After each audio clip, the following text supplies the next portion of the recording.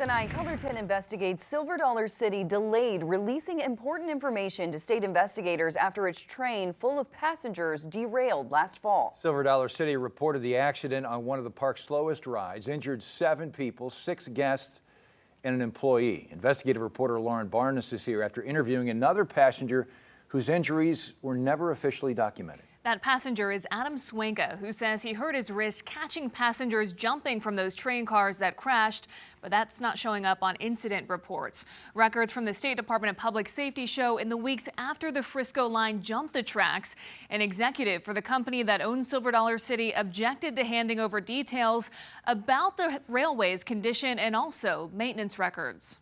The mindset that I had was that there's no way that someone didn't die.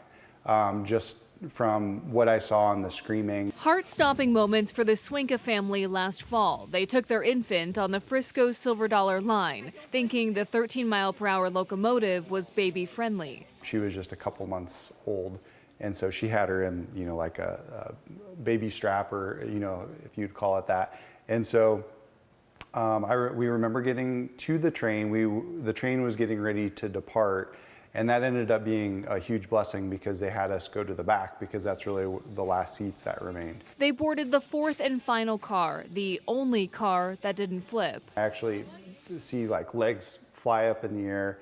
And then we realized, actually my wife had to elbow me and say, this train is crashing. Adam remembers watching the first 3 cars derail and jumping off the fourth while the train was still moving, catching kids and other passengers scrambling to get off. I ended up injuring my wrist, I think, from catching people. I didn't realize it until the next day. They did contact us, and I did let them know. They assured me that someone would reach out.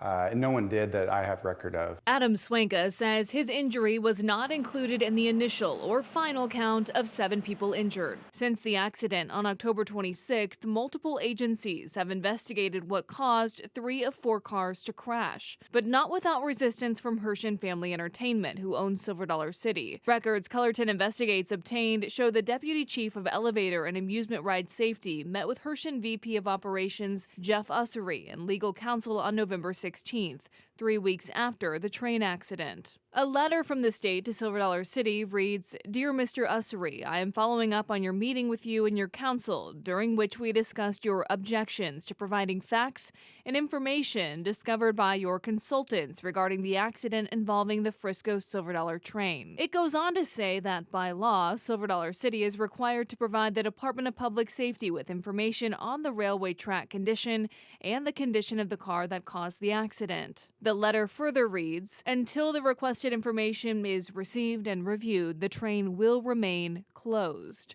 State investigators tell Color 10 Investigates that Silver Dollar City sent them the information 2.5 months later on January 8th. The delay is enough to make one Branson visitor think twice about visiting Silver Dollar City with her kids. It wouldn't be as much of a danger issue for me to take them on the train, but just the ethics of, I have more of maybe potentially an ethical problem, like do you support a business that's hiding things from people who are patronizing their park?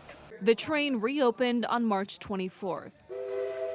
The Swankas say they never heard anything else from the amusement park. I really appreciate what you guys do because I'm not sure that I would have this level of information if it weren't for you guys fighting.